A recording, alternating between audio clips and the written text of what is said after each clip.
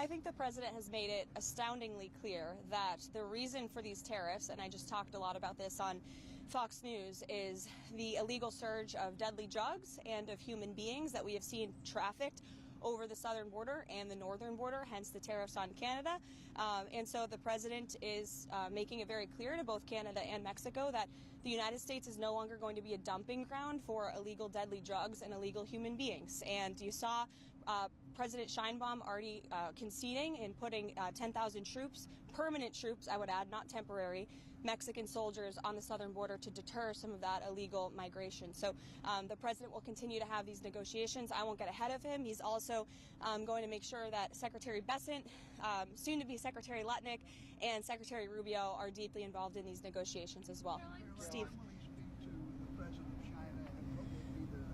Sure. Well, he said in the Oval Office it'll happen in the next couple of days. I don't have a schedule yet, but I can check with NSC and let you guys know. And we'll obviously provide a readout of that call either via White House statement like we do or via Truth Social like we do sometimes as well. Caitlin. Can you confirm that Elon Musk is a special government employee? Yes. What kind of security clearance does he have? I can confirm he's a special government employee. I can also confirm that he has abided by all applicable federal laws. As for his security clearance, I'm not sure, but I can check back with you. Did he pass a background check, do you know? I don't know about the security clearance, but I can check. And do you know about anyone who's on his team that was at USAID this weekend or at Treasury Department, whether they also have security clearances? I don't know, but I can check on that for you.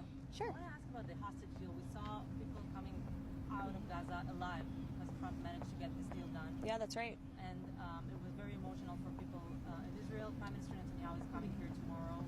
He might not want to go through the second phase of the deal. What do you think President Trump would like to happen? Well, I'm not so sure that's true. The ceasefire was extended because of the work of President Trump and his presidential envoy, Steve Witkoff, who has proven to be an incredibly effective negotiator. And the president and this entire administration are committed to having all of the hostages come home. And as you've seen, his team is working very, very hard to do that. We already saw one American hostage coming back home, and another that's one right. will be back home soon. Yes, we hope so. Caroline. Sure. Carolyn, the president's a keen watcher of the financial markets. How much did Wall Street's fall this morning have an impact on his decision in regards to the Mexico tariff decision? It had no decision. What impacted the delay on the tariffs was the president of Mexico committing to putting 10,000 permanent soldiers on the U.S.-Mexican border.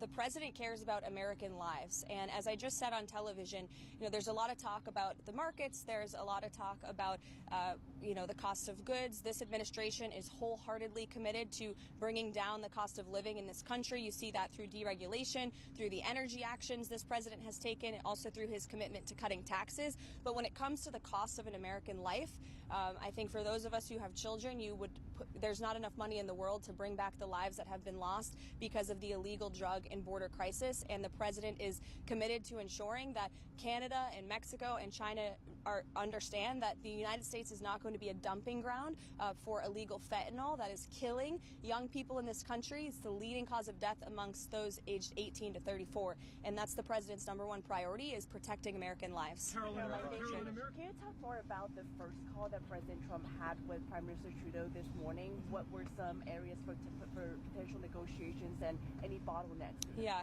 I hate to be coy, but just because I believe they're on the phone right now, I'll have to go in and check. I don't want to get ahead of the discussions or the conversations, but in the effort of transparency, we will either provide a readout or you'll hear from the president directly. Caroline, what do you say to Americans who understand the president's negotiating strategy and understand the goals that he's trying to achieve with tariffs, but are worried they're going to get caught in the middle of this and feel the pain, potentially in the short term or even long term? Well, they won't get caught in the middle if they just comply with what the United States is asking for, which are very simple measures to work with us when it comes to border security, to cooperate with the repatriation of their nation's citizens. You saw President Trump effectively utilize tariffs when he was negotiating with Colombia last weekend as well. Ultimately, they conceded and agreed to the deportation flights that many of them have landed in the last week. Caroline, Karen.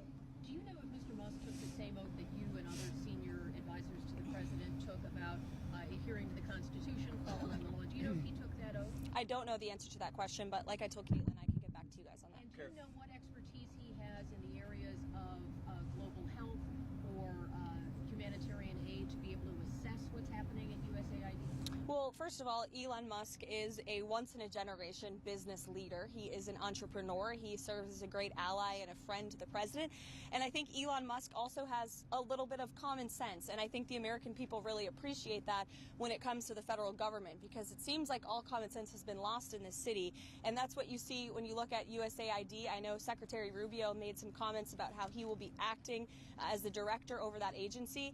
And here's the reason why Elon Musk and others have been taking a look. Because if you look at the waste and abuse that has run through USAID over the past several years, these are some of the insane priorities that organization has been spending money on.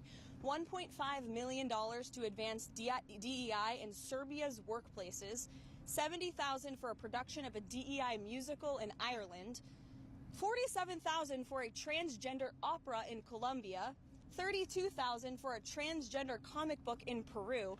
I don't know about you, but as an American taxpayer, I don't want my dollars going towards this crap, and I know the American people don't either, and that's exactly what Elon Musk has been tasked by President Trump to do, to get the fraud, waste, and abuse out of our federal government. Thank you, guys.